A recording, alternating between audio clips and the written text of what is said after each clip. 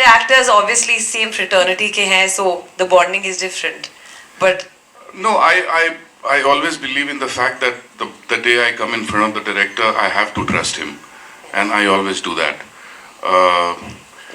Be it a first timer or a very experienced director, मैं उनको same तरह से इम्पोर्टेंस देता हूँ, बिकॉज मुझे एज एन एक्टर लगता है कि अगर मैं ज़्यादा इंटरफेयर करूँगा तो हर फिल्म में मैं सेम दिखूँगा, सेम रहूँगा. तो किसी भी डायरेक्टर का फीडबैक लेना इसलिए मेरे लिए बहुत इंपॉर्टेंट होता है, बिकॉज डायरेक्टर आपको एक अलग नज़रिए से देखता है. जैसे इस फिल्म में जब आप मुझे देखोगे तो आपको लगेगा कि हाँ, ये अंडरवर्ल्ड का लड़का है, और वहीं पे अपब्रिंगिंग हुई है. समहाउ जैसा लुक डिज़ाइन किया गया तो वो डायरेक्टर ही लेके आता है. मैं पूरा क्रेडिट इसमें डायरेक्टर को दूंगा.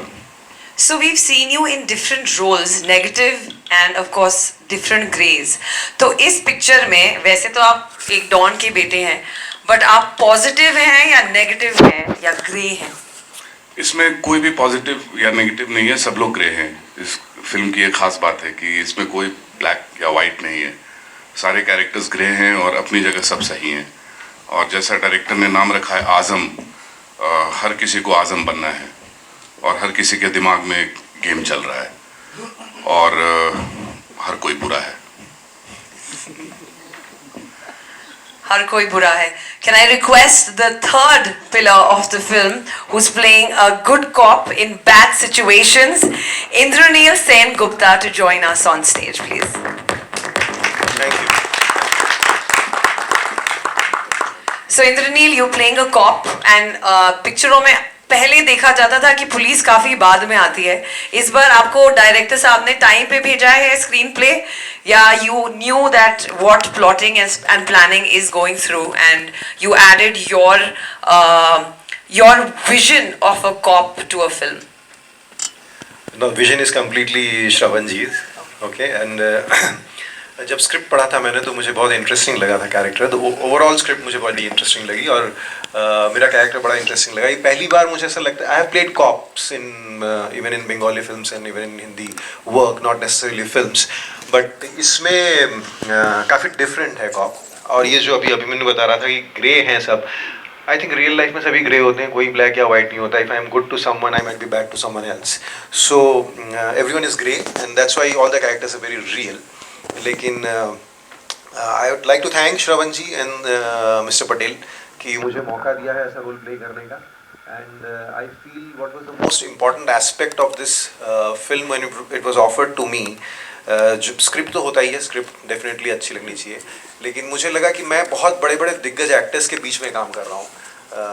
जिमी अभिमन्यु तो है ही, साथ में रजा मुराद जी हैं, सयाजी शिंदे जी हैं, गोविंद नामदेव जी हैं. सो मुझे लगा चलो ठीक है, इनके कंधे पे रख के मतलब गोली चला ही सकते हैं, ठीक है. So I was like okay, I am in safe company, so that's why I thought this is the right project to be a part of. And who was your reference? Which cop was your reference? फिल्मों के cop was your reference, या real life में आप Mumbai police से मिले या कहीं किसी कॉप से मिले जो आपके जहन में आए? बिकॉज एक रेफरेंस तो दिमाग में होता है. No, actually ये मतलब this is a thing about me that I do not like referencing, and I do not like, I never like referencing. ऐसा नहीं है कि मैं अपनी तरीके से करूँ, ऐसा नहीं, लेकिन मुझे ऐसा लगता है कि I'll be more honest to it if I try and do it my way, sticking to the script and sticking to the vision of the director. So मैंने वही कोशिश करी है. I never tried to कि और कोई बड़े cops का कुछ देखूँ या उनके बारे में पढ़ूँ, ऐसा नहीं किया. I just try to be honest to the script, और श्रवण जी ने जैसा मुझे गाइड किया या मेरी तरफ से मैं जितना दे पाया, बस उतनी ही कोशिश करी है मैंने. So I have always approached characters like that. And the same question for Jimmy and Abhimanyu also.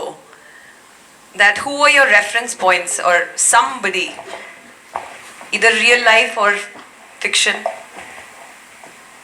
No, I think I was told right in the beginning that we are not going to take from anything which has come before.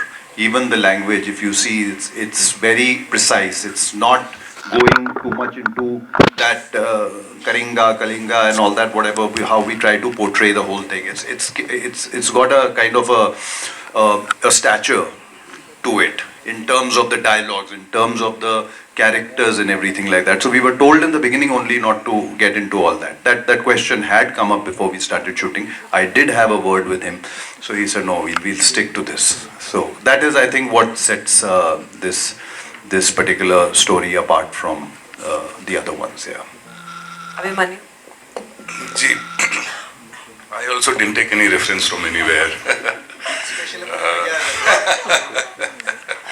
तो पर यही था कि जब मैं वहाँ बैठा, रजा साहब मेरे फादर प्ले कर रहे हैं, आसपास ऐसे दिग्गज एक्टर हैं जैसा इंद्रनील ने बोला, तो अपने आप एक बॉडी लैंग्वेज और जैसे डायलॉग्स थे लिखे हुए, जैसी सिचुएशन थी, तो कुछ ख़ास मुश्किल तो नहीं हुई, पर हम सब ने काफ़ी रियल इसको करने का कोशिश किया. ऐसा नहीं है कि कुछ बहुत ड्रामेटिक हमने ट्राई किया. बिल्कुल ऐसा लगेगा कि एक्टिंग हो ही नहीं रही है, आप कुछ रियल देख रहे हो, इसीलिए शायद ये ऐसी दुनिया क्रिएट हो पा रही है.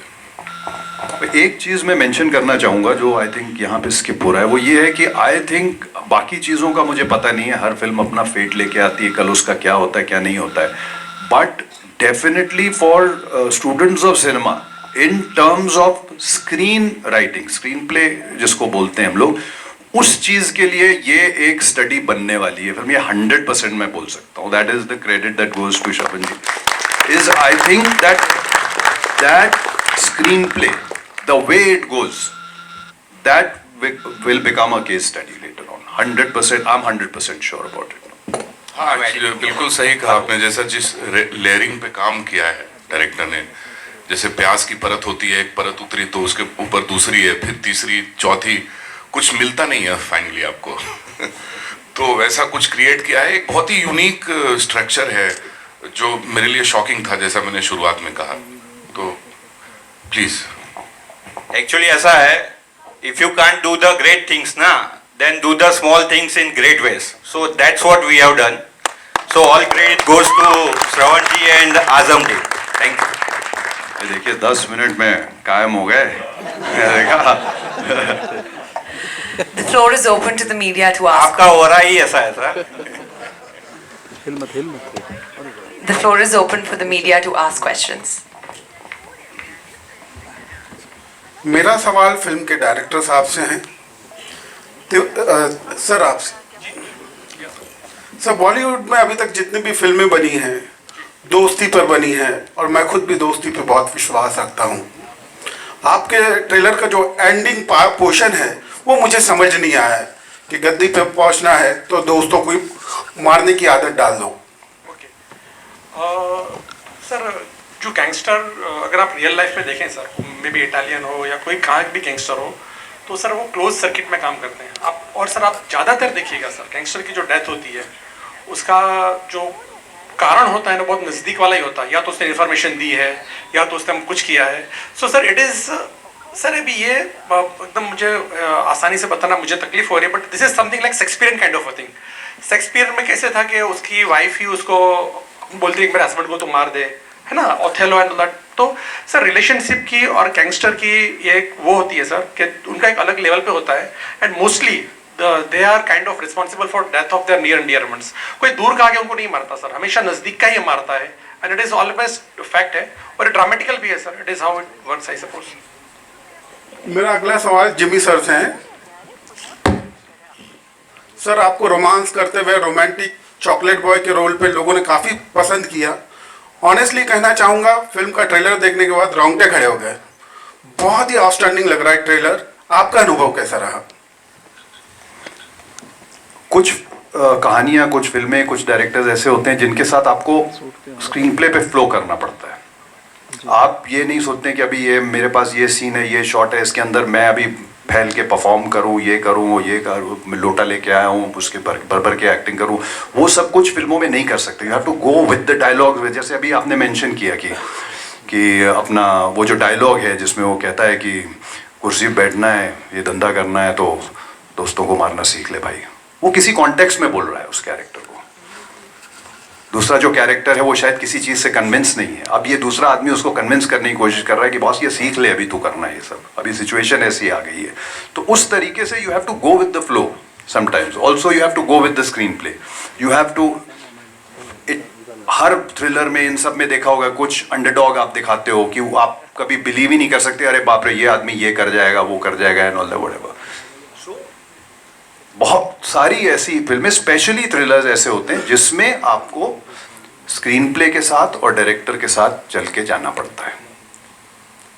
Thank you sir, thank you so much. Jimmy sir, this side, front यहाँ देखिए sir. Sir Prabhat from filming है। सर जानना चाहूँगा कि हमारी सोसाइटी में मतलब हर फील्ड में लोग अचीवर्स हैं, तो फिल्म का मीडियम हो या न्यूज़ मीडियम हो, आज के ज़माने में ज़्यादा ही ग्लोरीफाई किया जा रहा है क्राइम्स और क्रिमिनल्स को, तो थोड़ा लॉजिकल इलॉजिकल लगता है ये चीज़ आपको? इलॉजिकल लगता है बेसिकली, क्योंकि हर कैटेगरी के लोग फिल्म देखते हैं, हर एज के लोग फिल्म देखते हैं। मुझे ऐसा लगता है कि आप जिस तरीके से इस फिल्म की प्रोजेक्शन देख रहे हैं, जिस तरीके से आप ये देख रहे हैं कि राइज ऑफ डॉन है या ये है या वो है, वो आपकी सोच के ऊपर डिपेंड करता है इस टाइम पे कि क्या आप अपनी कहानी अपने दिमाग के अंदर गढ़ रहे हैं उसको लेके, कि वही जो न्यूज़ पे दिखाया जा रहा है वैसा हो रहा है। ये एक्चुअली एक रेस अगेंस्ट टाइम पिक्चर है। ये एक रात के अंदर कुछ घटनाएं घटी हैं जिसके अंदर सिस्टम भी है, जिसके अंदर पुलिस भी अपना जॉब कर रही है, सब कुछ कर रही है और कुछ चीज़ों को रोक नहीं पा रही है। तो आप वैसी कहानी देखने जा रहे हैं which is race against time. तो जब आप निकलेंगे तो आप ये नहीं सोच के निकलेंगे अरे ये मैं गॉडफादर देख के, ग्लोरिफिकेशन ऑफ इटालियन माफिया देख के निकल रहा हूँ कि मुझे भी ऐसा ही बनना है। नहीं, मोस्टली जो देख के निकले वो बोले मुझे ऐसा बनना ही नहीं है। ठीक है ना? So the thing is that it's race against time, events that happened in one night where some people were playing such a game that everybody got shocked. Like I said in the beginning, बेचारे नए producer, नए director हैं, आप हड़का हड़का के उनसे कुछ अलग ही कहानी निकलवा रहे हैं। वो नहीं है, असली कहानी मैं बताऊंगा।